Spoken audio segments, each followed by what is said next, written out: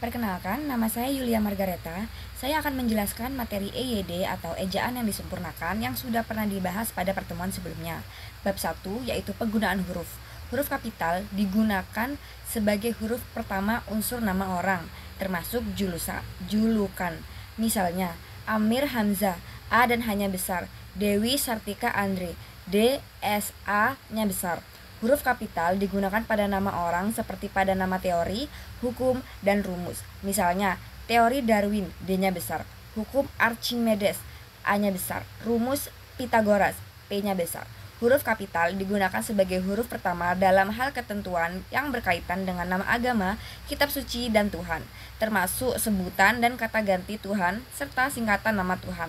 Misalnya, Buddha, B-nya besar. Al-Quran, A-nya besar, Hindu hanya besar, Alkitab, A-nya besar. Huruf kapital digunakan untuk nama geografi yang menyatakan asal daerah. Misalnya, batik Cirebon, C-nya besar, B-nya kecil. Bubur Manado, B-nya kecil, M-nya besar. Film Indonesia, F-nya kecil, Indonesianya besar. Lalu kita akan membahas tentang bab 2 yaitu penulisan kata, singkatan. Singkatan nama orang, gelar, sapaan, atau pangkat diikuti dengan tanda titik di setiap unsur singkatan itu. Misalnya, A besar, titik, H besar, titik, N besar, Nasution, atau sama dengan Abdul Haris Nasution. Singkatan nama orang dalam bentuk inisial ditulis tanpa tanda titik. LS, Lilis Suryaningsi. Singkatan termasuk akronim yang terdiri atas huruf awal. Setiap kata ditulis dengan huruf kapital tanpa tanda titik. Misalnya KTP, PGRI, NKRI, dan lain-lain.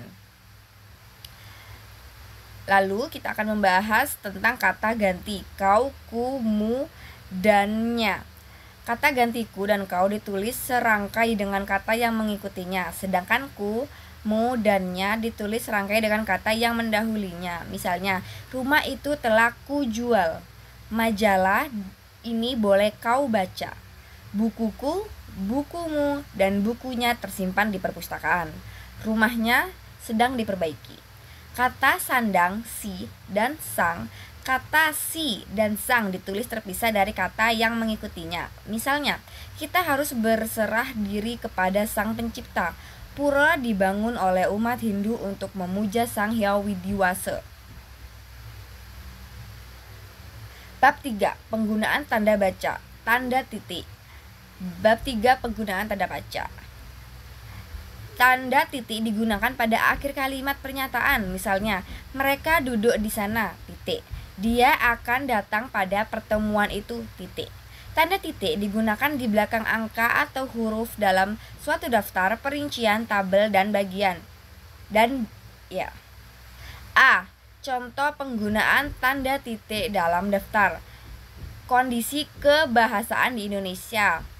A. Titik bahasa Indonesia 1 titik kedudukan 2 titik fungsi. Bahasa daerah 1 titik kedudukan 2 titik fungsi. Bahasa asing 1 titik kedudukan. Tanda tanya. Tanda tanya digunakan di akhir kalimat tanya. Misalnya, kapan Hari Pendidikan Nasional diperingati? Siapa pencipta lagu Indonesia Raya? Tanda tanya.